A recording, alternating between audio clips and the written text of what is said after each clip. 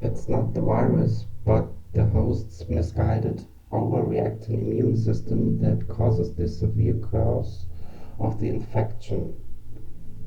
The immune system is activated so intensely that it becomes exhausted by its processes and inhibits neurogenesis or even causes neurodegeneration.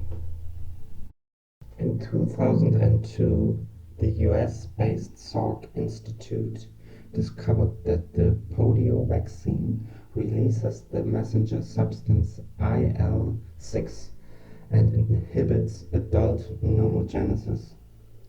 In 2007, research at Wuhan University in China definitively demonstrated that SARS-CoV-1 releases the messenger substances tumor necrosis factor alpha and IL-6.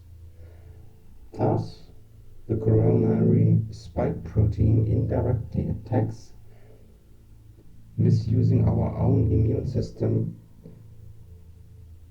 the natural function of our autobiographical memory, which is also transmitted to fetuses. When fetuses are exposed to IL-6 by their mother. In the group treated with the Pfizer-BioNTech vaccine, in one study, 52% more serious events occurred than in the control or placebo group. With the Moderna vaccine, there were about 80% more serious events than in the control placebo group. In the Johnson & Johnson study, there were even 323% more serious events than in the control group. Mass vaccination against COVID-19 has harmed the health of the population in general.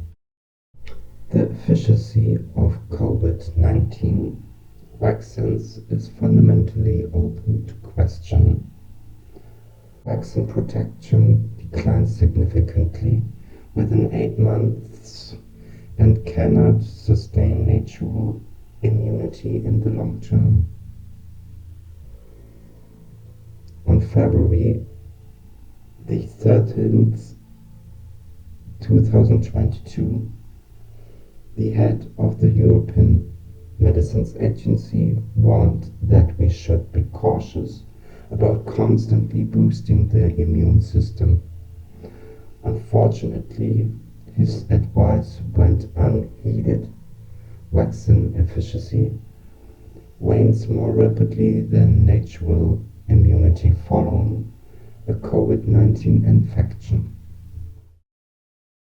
It seems paradoxical that a vaccinated person is more vulnerable than an unvaccinated one.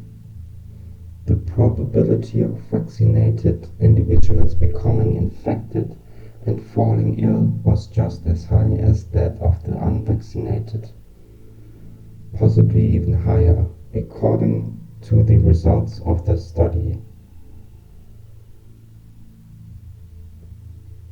4 out of 5 affected individuals requiring intensive care were also fully vaccinated.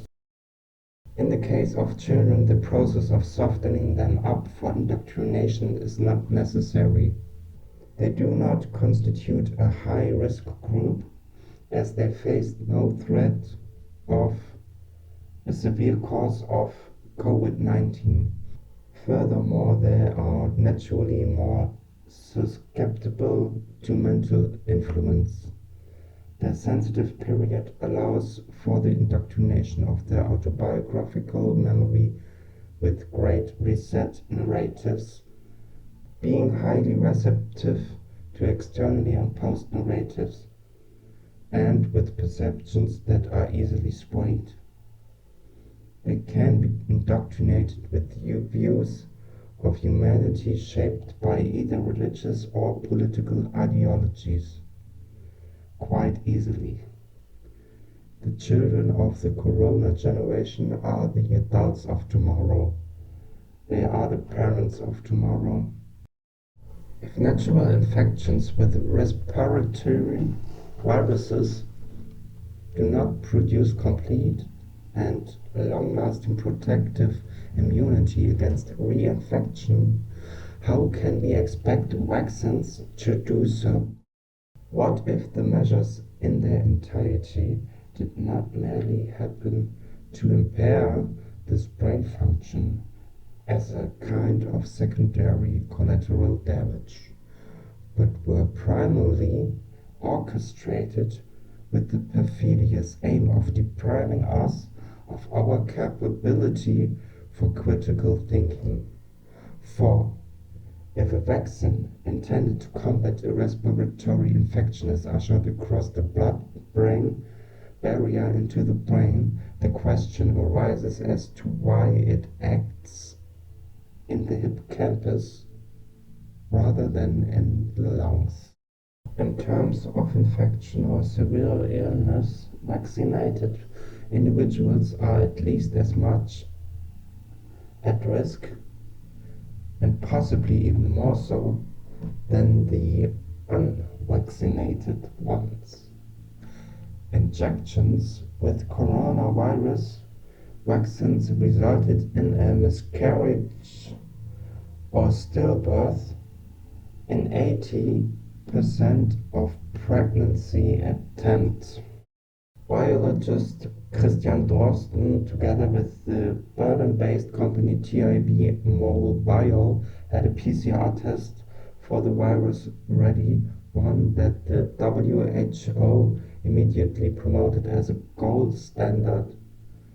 However, how TIB Mobile managed to ship functional PCR tests worldwide 3 days earlier, that is on January 10th, the day the virus sequence was officially published, is a miracle.